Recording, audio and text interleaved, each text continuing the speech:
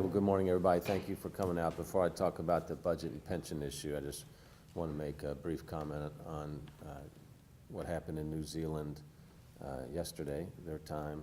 And I think, as you've seen on social media, I've put out there that it's just so tragic to once again see this senseless and hate-driven killing anywhere it takes place in the world, especially against innocents at the mosque yesterday in New Zealand.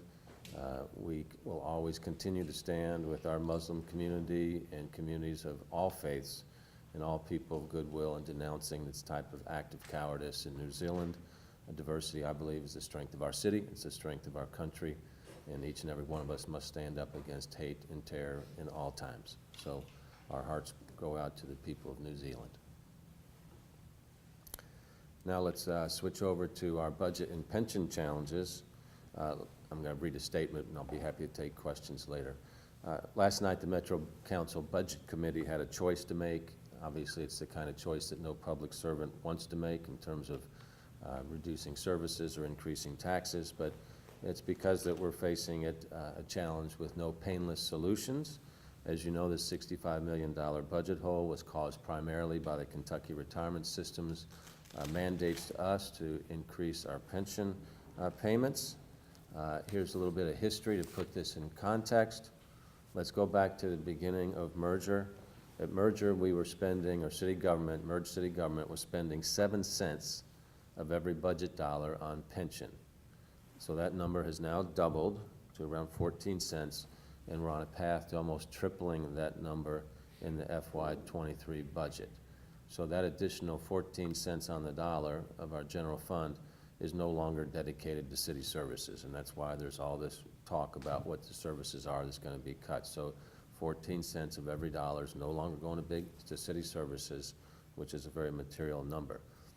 And when you think about it from a business analogy standpoint, it would be as if you're a company, your payroll tax increased 14 points, but you did not raise your prices to help you cover that increase in your payroll tax. And being someone that has spent a long time in business, I don't know of any business that has absorbed that type of increase in their costs without raising their taxes. And I share that, without raising their prices. I share this to help people understand how impactful this pension situation is.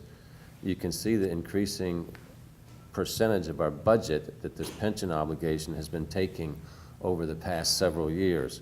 And we've been covering that increasing payment each and every year by creating efficiencies in our budget.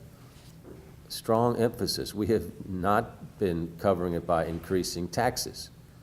There has not been a tax increase in the city of Louisville since 1982.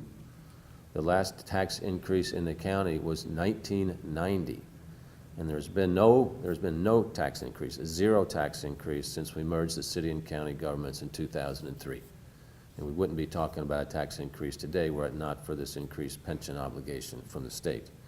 So you put all this together, combined with the fact that we've created a lean and efficient government to deal with the rising cost of pensions every year, that's what's brought us to this point. And the council will ultimately choose at their vote next Thursday what portion of cuts and revenues will address this very difficult challenge. And we encourage them to follow the math, that the cuts and the percentage increase has to equal $65 million. As you all know, I proposed a plan that would create the revenue necessary to address this increasing obligation and move on with the business of growing our city. We've got a lot of great momentum in our city. It would be a shame for us to shoot ourselves in the foot right now.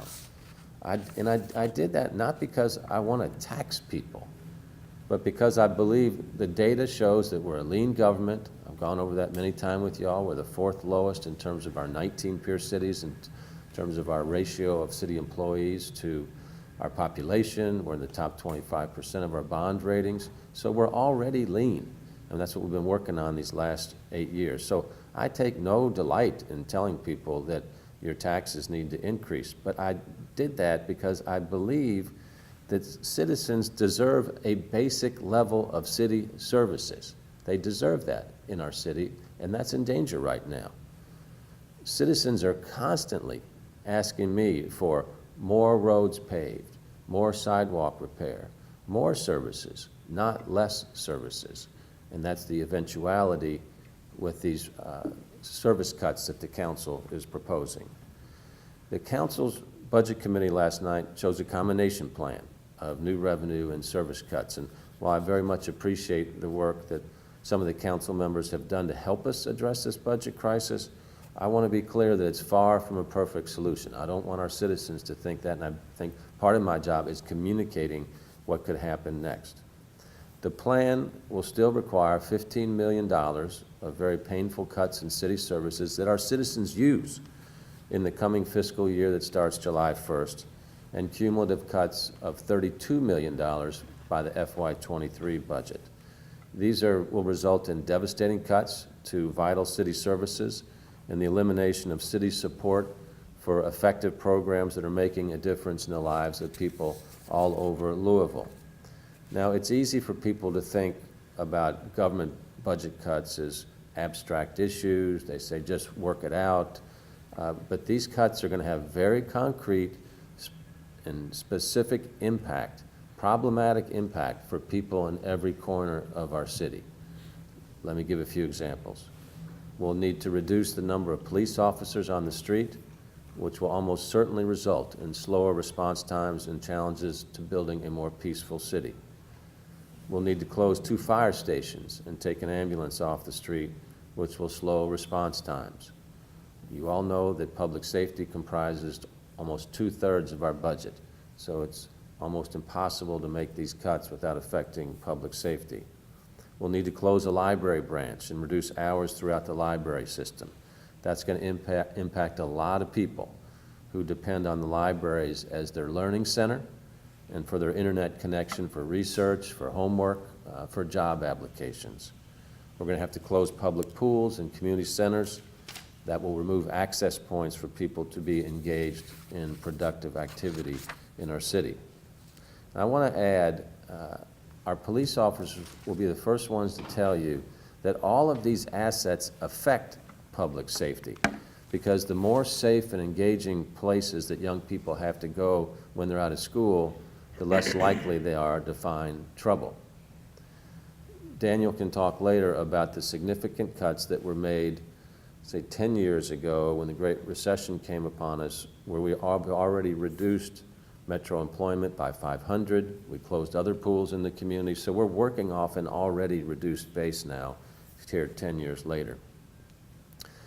These cuts also will reduce or eliminate support for proven programs that connect some of our most vulnerable citizens with programs like education and employment opportunities, help those struggling with substance misuse and our homeless population get the resources they need, services that provide vaccinations for our children. We'll also have to reduce basic services that reach every neighborhood, like filling potholes, repaving streets. All of that will be reduced off a level that people don't think is acceptable right now. And then we also need to realize the impact on hundreds of public servants who have been providing those services. Hundreds of service jobs lost because the Metro Council chose cuts over revenue. Another issue with the plan approved last night is that it provides so little revenue that we will be perpetually reducing an already lean operation, which I believe creates self-inflicted uncertainty for the future of Metro government.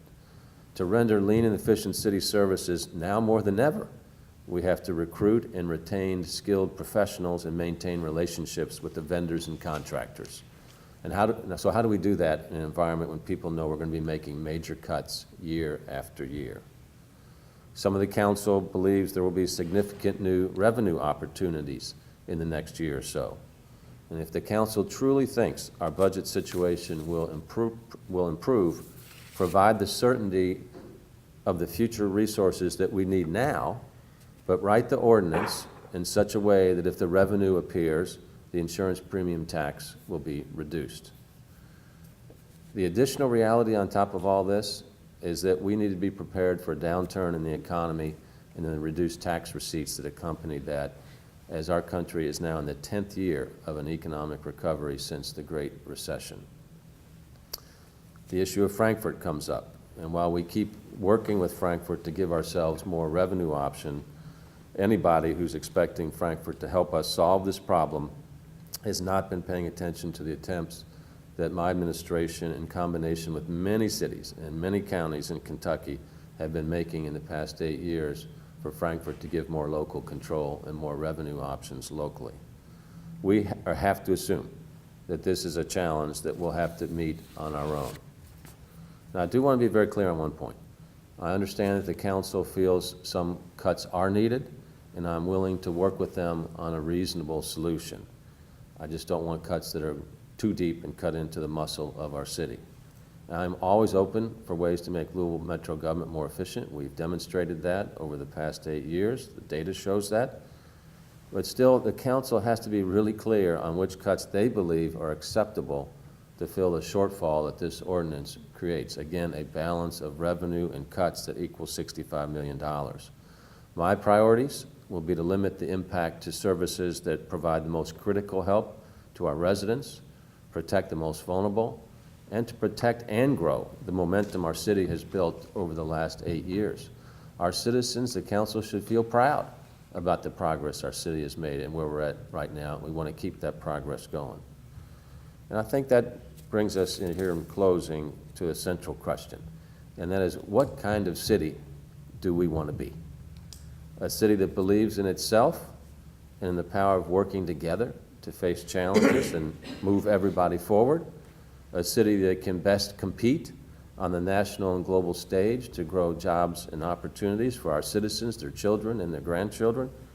Or a city that thinks it's just okay to let our neighbors go without basic city services, that it's fine to slow down and lose the momentum that we've all worked so hard together as a city to build our city, while all of our cities that we compete with are speeding up and investing more? We have to think about the bigger picture of where we're at, where we want to go, and what our competitive cities are doing right now. They are investing. They are speeding up. That will have an impact on jobs and opportunities in our city. So I believe that's the kind of big picture choice that we're facing, and I urge the citizens of Louisville to make their voices heard on how they feel about these cuts and how they impact the future of our city. With that, we're happy to take any questions. Council members have referred to your approach to the tax proposal as scare tactics, and you were on a tour to terrorize residents. Do you have any regrets about the rollout, and do you feel like if it had been approached differently that you could have gotten more people on board?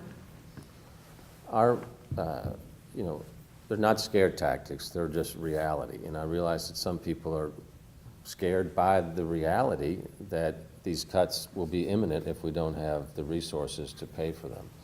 And I believe my job is to surface the issue so that we have a good, robust, and honest dialogue about it.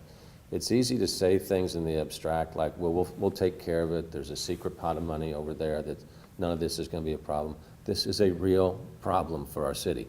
And so we have to be real about what the impacts of those are, and then go through the difficult discussions that are taking place. And look, that's what the council is doing right now. I mean, I applaud them for doing that. This is not easy.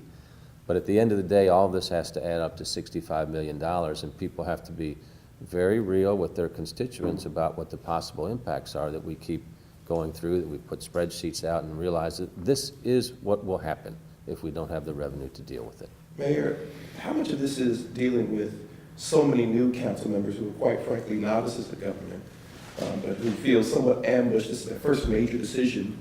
Yeah. I spoke to Tom Owen, a former council member, and he told me that, look, the first big decision you're going to make is raise people's taxes. Everyone's going to hate you for it. Do you have a relationship with these council members? And talk, I guess, a little bit about what is the behind-the-scene conversation with these freshmen, winning them over, and who's having those discussions? Is your administration making any headway there? I hope so. I mean, I really feel badly for the new council folks. I mean, now they're on board for, what, 2.5 months so far. We haven't raised taxes, as I said, in the city of Louisville in 37 years.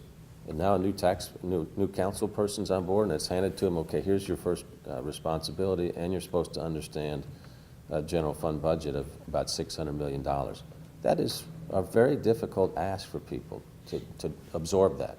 Now they have to take a look around at the rest of the council and say, this is a council, 18 of them that have almost unanimously passed budgets for the last 18 years or so, so there needs to be some faith in them. They need to look at the bigger picture of how our city is doing with job growth, business growth, capital construction, and say, good things are going on in our city, and we're just at a time right now where difficult choices need to be made. So that is tough for a new council person. Some of them are studying the budget line item by line item. Others are saying, no, we're ready to go with new revenue. Others are saying we can't have any revenue at all. So I empathize with them.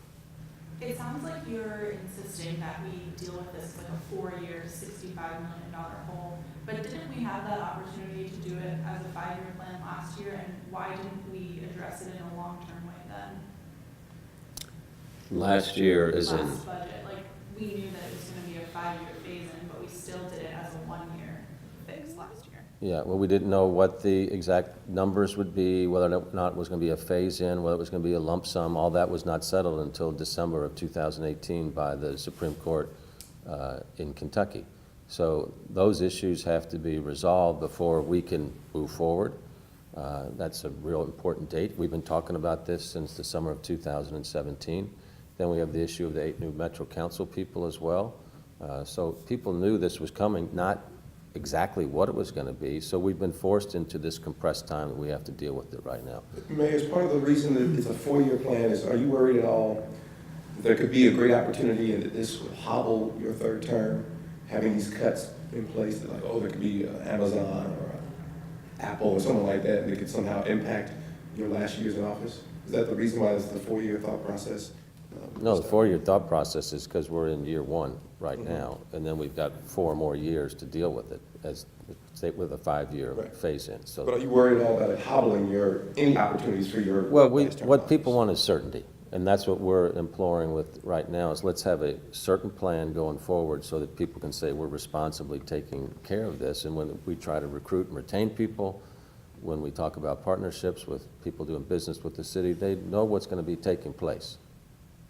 You, as you know, there are council members on both sides of the aisle who seem to think that this can be solved through cuts only, not even including any revenue increases.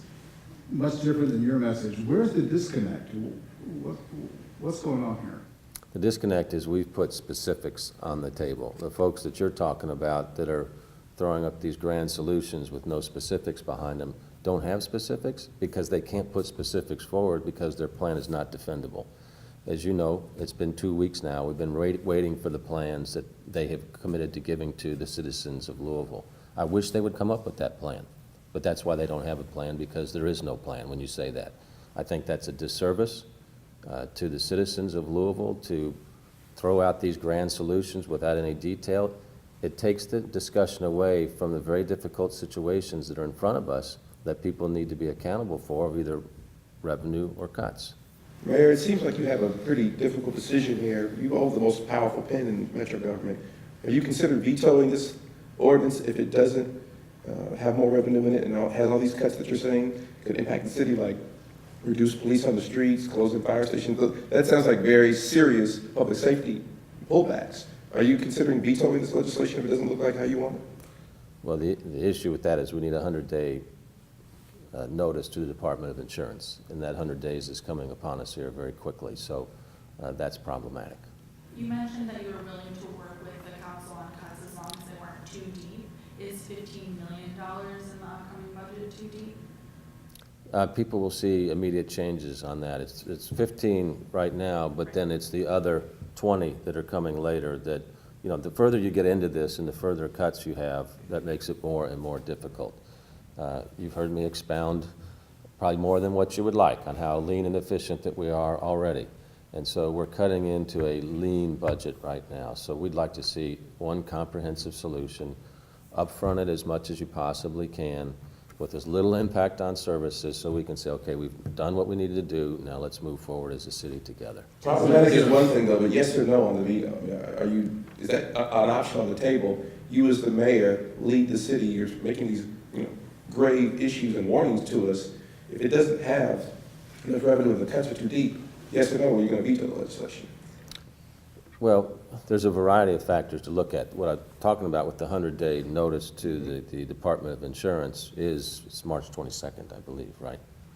So I could veto something But then we're left with nothing also, in terms of the insurance premium option. That's why one of the frustrations is we don't have other revenue options to really deal with this situation. I know you're saying 15 million isn't ideal, but can you live with it? Could the city withstand a $15 million cut in FY20? If it was 15 million total, we can figure that out. In the immediate term, like this upcoming. Well, cuts have consequences, right? So you can cut today. The question is, when your house is burning tomorrow and there's a reduced response, is that okay? So a lot of these cuts behind them, it's just a strategy of hope. I hope we don't need these police officers. I hope we don't need a fire department. I hope we don't need an ambulance to show up. Hope is not a good strategy to run any operation, and particularly one that provides basic city services to our citizens. Is this your biggest challenge since being mayor? Is this the biggest challenge since you've been in office, from your view? We've had a lot of challenges. Obviously, coming out of the Great Recession was a big challenge. Addressing the homicide crisis that we had in our city was a great challenge. We've met those challenges quite well. We've grown our city quite well. This is a significant challenge because it really, I think, impacts the future of our city relative to basic city services. So it's a significant challenge. What level of cuts, if any, would you be comfortable with? What would you be okay with? In terms of total level of cuts? Yeah, total level. If we could have total cuts of $15 million or so, we can figure that out. Okay, it's going to be some pain, but we can figure that out. We have time for one more question. Did you always expect this to end in a compromise between cuts and revenue? Well, you saw what I put out at the beginning. I put out $65 million in cuts. I put out a revenue plan. So I would anticipated that we would have a discussion as a community and figure out what the best blend of both of them is. $65 million in cuts is horrible for what it would do. $35 million is very, very, very challenging. The more we narrow that down, the better the impact on the future of our city in terms of helping our city. And I think it's one that the people of our city deserve. So, look, I face no joy in saying we need to raise taxes, but I face less joy in cutting basic city services that citizens deserve. Thank you, everybody.